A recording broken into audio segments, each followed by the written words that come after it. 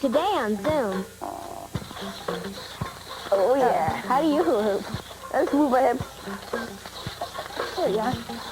I dance because I like it. It's fun.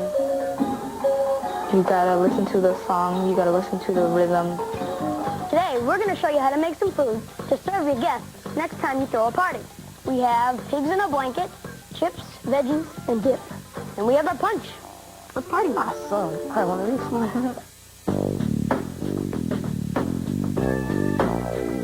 Funding for Zoom is provided by the National Science Foundation, America's Investment in the Future, and The Corporation for Public Broadcasting. And by contributions to your PBS station from viewers like you. Thanks! Woohoo! Come on, guys.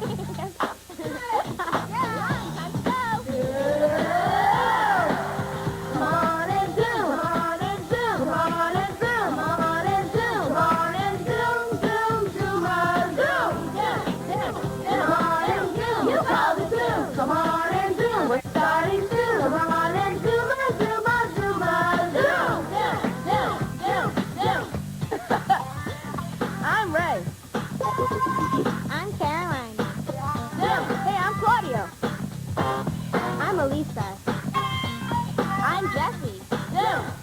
I'm Jenny. I'm Zoe. We're all plugged into one world now. So let's talk. We want to hear from you. Come on, give it a try. And if you like what you see, turn off your TV and do it. Zoom. Come on and zoom. Come on and zoom. Come on and zoom, ZOOMa, zoom. Come on and zoom. Come on and zoom. Come on and zoom. Come on and zoom. Come on and ZOOMa, zoom. We got this email from Amanda S. of Oakdale, New York. I received a hula hoop for my birthday. Since I'm only 5 years old, I'm having a little trouble getting started. Any suggestions? I would love to see if you guys could do it. Let's go. Get ready to hula hoop. Okay. Can you hula hoop? I think I can. And then we can give some suggestions to Linda. You want to try hula hooping first? Yeah. Okay. Oh yeah. How do you hula hoop? Let's move our hips in a circle. That's the easiest way. Just keep moving your hips in in the circular motion. Yeah, See what I mean? I also think if you're just learning to hula hoop like Amanda, you should try to get a rhythm going slowly at first, and then maybe work out to going faster and faster. Faster. And after a while, you're able to just keep hula hooping. Yeah. And also a good way to get started is to give it a good spin, just to go to start it. If you don't know how to hula hoop, you can try hula hooping on your arm. Just move your arm in a circle. And then that's how you move your hips. Yeah. Basically in the same motion. Or in a circle. Or you could try it on your neck. Now with my pig hands I can't, but that's okay. There we go. See, it's almost like doing it on your hips, except it's a little easier. It's a little higher. Yes, I think it's easier to do it on your neck than on your arm. Because you have your shoulders to hold it up. Yeah, so it doesn't fall. Yeah. I like hula hoops. So, after a while, it doesn't seem as hard anymore.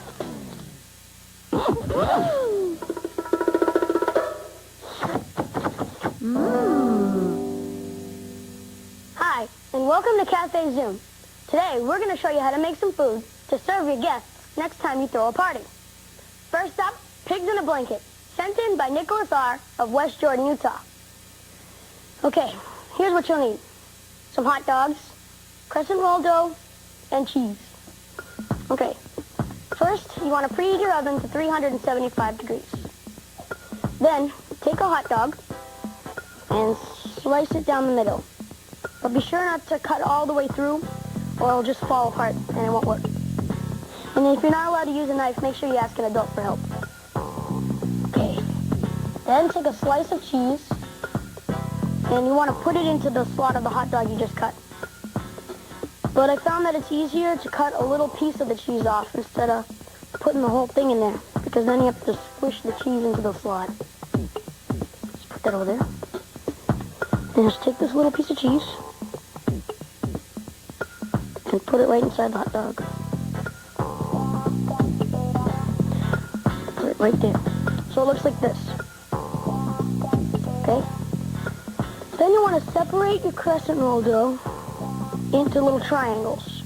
They're already like pre-cut before you unroll it. So it should come out to look like a triangle. Well, kind of.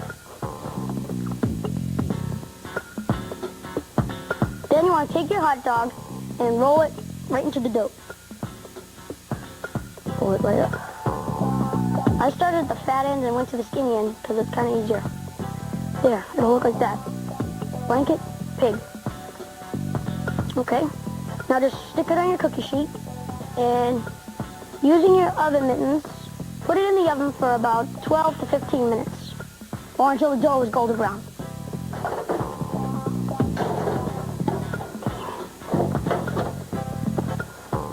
Once they're CC'd, cooked and cooled, they should look like this. They look really good. And then, my favorite part, eat them. That's really good. Next up, a yummy dip. Hey, Zoe. Yeah? What do you call a cold hot dog? I don't know. A chili dog. Get it? Chili. Cold.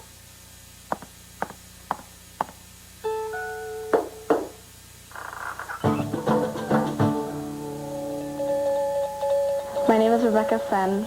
I'm 13. I'm Cambodian. My whole family came to America about 16 years ago. I was born here in Portland, Maine. I speak 2 languages. I speak Cambodian and I speak English.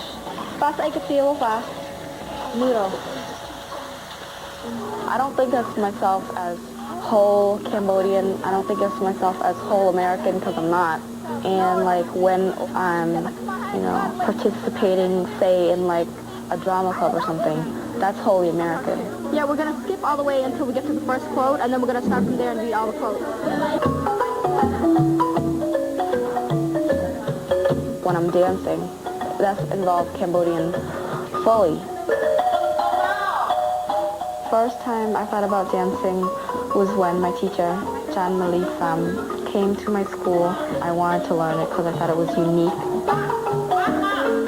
When you're dancing, you can't just, move when you want to move. You gotta listen to the song, you gotta listen to the rhythm, the beat, especially the words, because the words tell you when to move, when to stop, when to end. It's sort of hard because you have to memorize it, but other than that, it's not that hard. I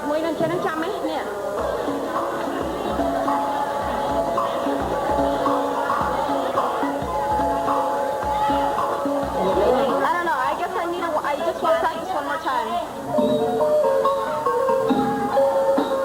It's a dance called Chui Chai, which is an honor dance for the prince before he becomes a king. Doing it right, making it look, the way it's supposed to look. The hand movements, the leg movements. It's sort of like a ceremony in a way.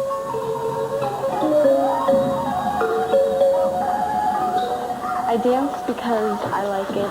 It's fun.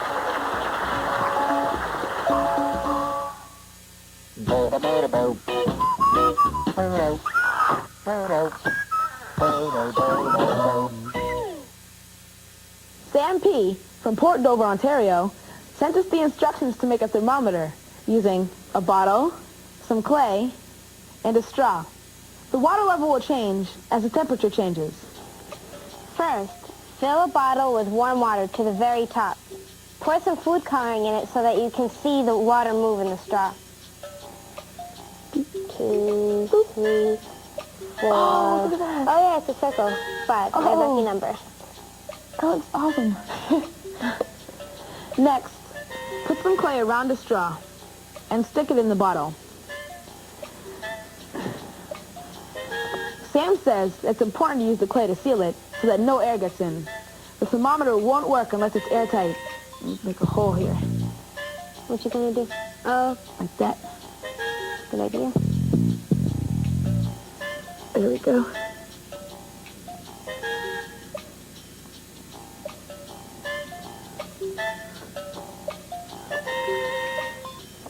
I think you need to make it tighter there. See, because there's water leaking. Here, why don't you just take another ring of it and put it... Another ring. All right. How pretty. It's like a snake. Wow, the water goes up high. That's good.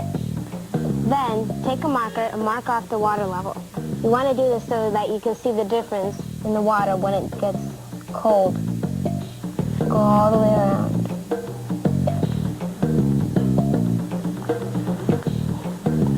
All the way around. There. Woo! Finally, stick the bottle in some ice and watch while the water level changes. Oh, it almost went out for a second. We use time-lapse photography so that you could see the water level go down really fast. If you do this at home, it would take about 5 minutes. Also, the water bottle tilted while the water level was going down because the ice cubes melted. Whoa, that went pretty far down. It went below the clay. That's really It's like low. in the bottle now. Oh, wow, I can see there's like a little bubble right where the water. The reason that the water level went down was because of the water molecules. When the water molecules got hot, they started moving around and needing more place to expand and move around. That's why they moved up, because this was sealed off. Then, when the water got cold, the water molecules didn't need to move around as much, and they went down in the straw. See if you can figure out what you need to do to turn this into a thermometer that measures real temperatures. Try to experiment with this at home. Ask a question that you want answered, like what would happen if you used a different sized bottle or a bottle made out of a different material. Write down what you thought was going to happen and then what actually did happen. Send your results to Zoom. Hi, Claudio. Hi, Caroline. What did one hot dog say to the other? I don't know. Hi, Frank. Hi, and welcome back to Cafe Zoom. A partiers won't be a party without chips and dip. So here's how to make Tracy J's dip recipe.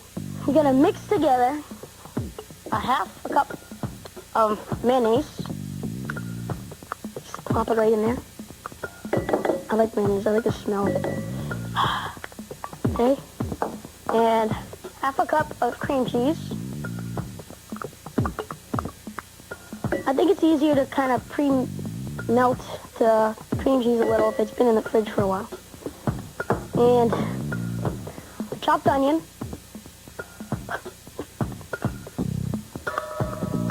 Just put it all in there.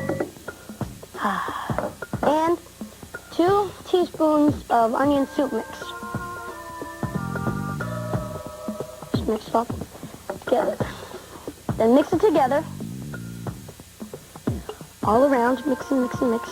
Until all the ingredients are kind of mushed together into one big dip. You can put the bowl on a plate and arrange it with some chips and some vegetables or anything you like to dip into a dip. Just put this dip right here.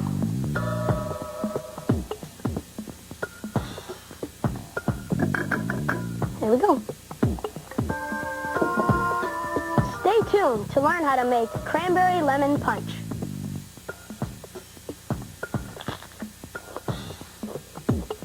It's really good. Zoom Tales.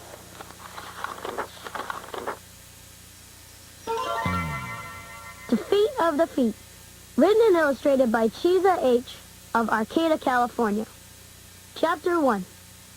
One morning, I wake up and touch my foot. Yikes! It looks funny and it's so sore. Mama, I have a sore foot, I yell. I hear my mother's footsteps coming upstairs. Let me see your foot, sweetie. My foot's swelling up and turning green. You're going to the doctor today, says Mom. Chapter 2. I'm scared. I'm really scared. Did I mention I'm scared? I'm in the doctor's waiting room now, and my foot is webbed. The nurse calls my name. I walk into Dr. Brown's office. He has a skeleton that he calls Fred. Dr. Brown looks up. So, is my little sweet pea sick? I hate it when he calls me sweet pea. Well, Fred and I have open ears, says Dr. Brown.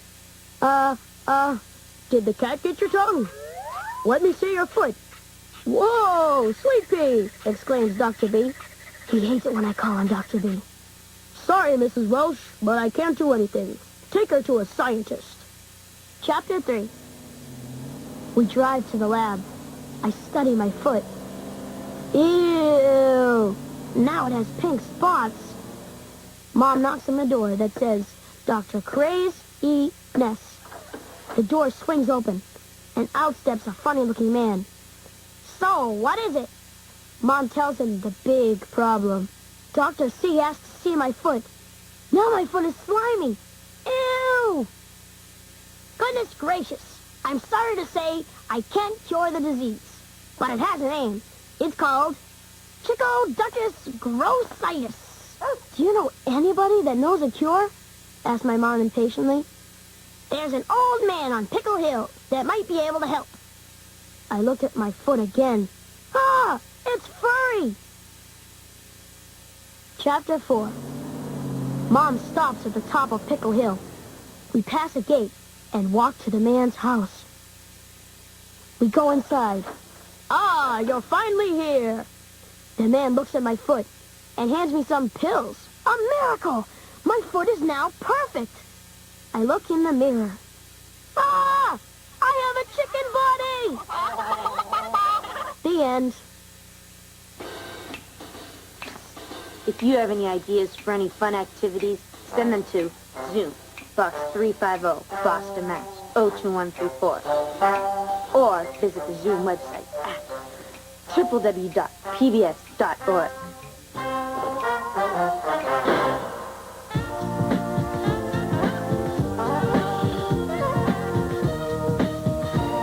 Heather V. of Bettendorf, Iowa, nominated Maud E. for today's ZOOMa Cum Laude. Maud volunteers for lots of things in her community. She prepares hot meals for kids in daycare, helps needy families, and plants flowers to make her town a nicer place to live. Excellent work, Heather. You'll be receiving your ZOOMa Cum Laude certificate in the mail.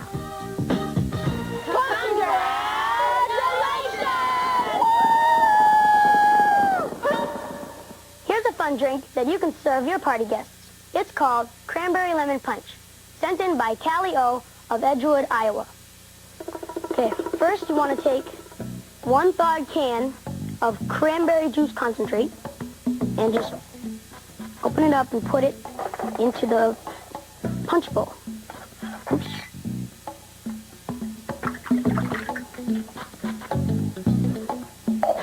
Then you want to take 1 thawed can of lemonade concentrate and open it up and put it in the punch bowl. Just open it up like that. Smells good. Okay. Then you want to take 1 liter of lemon lime soda and then just pour the whole thing right into the bowl.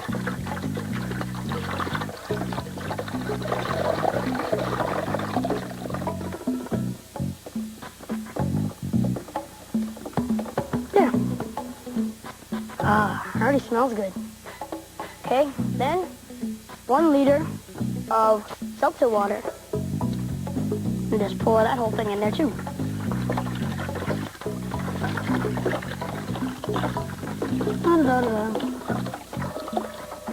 Sounds weird when it comes on the bottle. Okay? Then you want to just mix it around a little, stir it up, and pour in some frozen raspberries. for decoration. Okay, just gonna scoop those out. Mix it up a little. And it's ready to serve. And to keep the punch cool, I made an ice sculpture from different types of juices by putting it into a cake pan. And some ice cubes made from different types of juices from this one. And for this one, we just put some water into an ice cube tray and added some berries. But when it melts, it just adds to the flavor of the punch. So it tastes good. Okay, just pour this one here.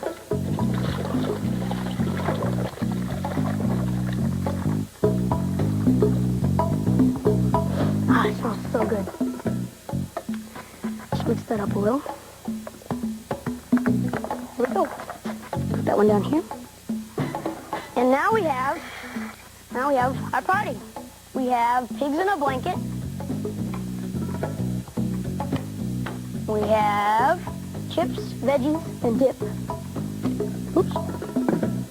And we have our punch. Now all we need is our friends. Come on, guys. Time to party. Smells good.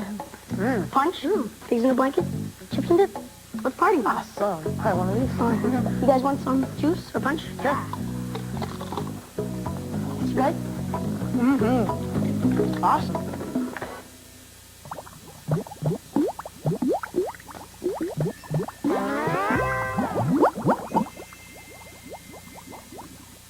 Here's an update on the ZOOMongous Backpack Challenge. Kids all around the country have been wearing their backpacks for 5 days in a row, Monday through Friday, and sending us their data. We've graphed all the data we've received so far to figure out if kids' backpacks are heavier on certain days of the week. These colored bars stand for the average backpack weight. Finding the average made it easier to read the data than if we had just tried to graph all the weights we got from kids for each day. And all of the averages are pretty close. They're all between 10 and 12 pounds. And that's not much of a difference, but Friday seems to be a tiny bit heavier. But all the differences are only less than 2 pounds, which means that backpacks aren't really heavier on certain days of the week. And so, that makes sense to me because, I mean, I take the same stuff home from school each day. Yeah, but kids' backpacks could weigh different amounts each day. Like on Monday, one kid's backpack could weigh 15 pounds, and another kid's could weigh 5 pounds, and the average would still be 10 pounds, even though there's a big difference between 5 and 15. Yeah, that's true. Here are 2 backpacks that each weigh 10 pounds. This backpack looks like it has a lot more stuff in it. Yeah, this one is like a water bottle, a bunch of pencils, and this book is really heavy. Yeah, these really books thick. these books are pretty light, and all the stuff looks lighter than things that are in that backpack. Yeah. To find out how you can be a part of the ZOOMongous Backpack Challenge, log on to the Zoom website at www.pbs.org. Hey, Alisa. Yeah? What did the dog say when he ate a hot dog? I don't know. It's a dog-eat-dog world.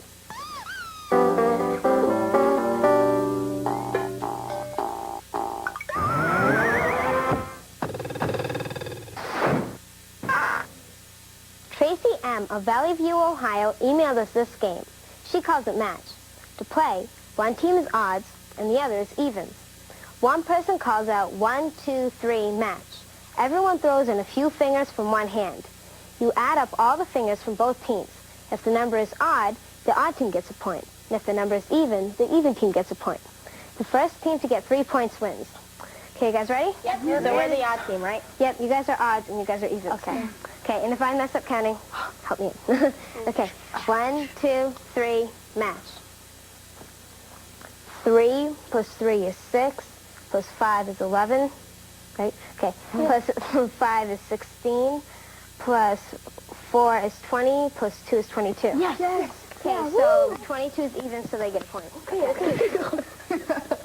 Okay, you all ready? 1, 2, 3, match. 2 plus, is that 2? Okay, yeah, sorry. I thought it was 2 plus 2 is 4, plus 3 is 7, plus 5 is 12, right? Yeah. Plus 2 is 14, plus 2 is 16. Yes. You guys get another point. Good job. Good job. Okay. 1, 2, 3, match. You got it. 5 plus 3 is 8, plus 3 is 11, plus 5 is 16, plus 5 is 21, plus 2 is 23. So you guys get a 4. Okay, it's all good. It's all good. Okay, 1, 2, 3, match. I don't know. It's 3. I'm sorry. I'm not sure. Okay. 4 plus 5 is 9, plus 3 is 12, plus 5 is 17, plus 2 is 19, plus 3 is 21. Yeah! 22. 19 plus 2? 19 plus 3 is 22. Oh, 3. I thought it was a 2. Only one. So they have 3 points now. So they good job. Really confused. Check it out. Check it out. We can't do it on our own. We need you to make it known. That everything you see right here can only be on Zoom because of every one of you. Who? You. Feed us. A recipe. Teach us. Biology. House a joke. Shows a trick, a riddle, or some poetry. So if you want to see it coming out of your TV, Type it up, write it down, and ship it out to Zoom. How? Email. Send it to Zoom. Or Gmail. If you call the Zoom. If you got a video, give it up. We'll put it on the show. ZOOM Zoom. But you will be seeing Up on the screen. write your name and your address. And do what? Take a wild guess. Email. Send it up to Zoom. Or Gmail. You call the Zoom. Email. Send it to Zoom. To whom? www.cbs.org. Gmail. You know the whom. To Zoom. ZOOM Bob 350. Boston, Mass. 02134. Send it to Zoom.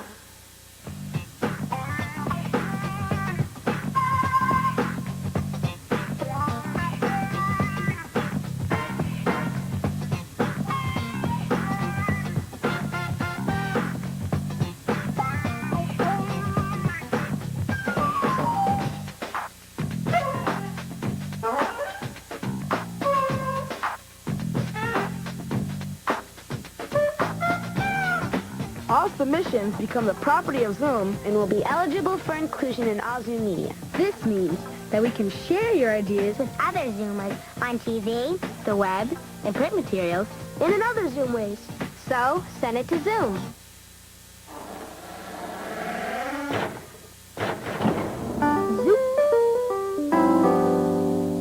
To play, one team is odds, and the other is evens. One person calls out 1, 2, 3, match, and everyone throws in a couple of fingers from each hand, from one hand. Not a couple, just a few. I mean, yeah. Hey, Lisa. Yeah? What did one hot dog say to the other when he ate him? That's the line.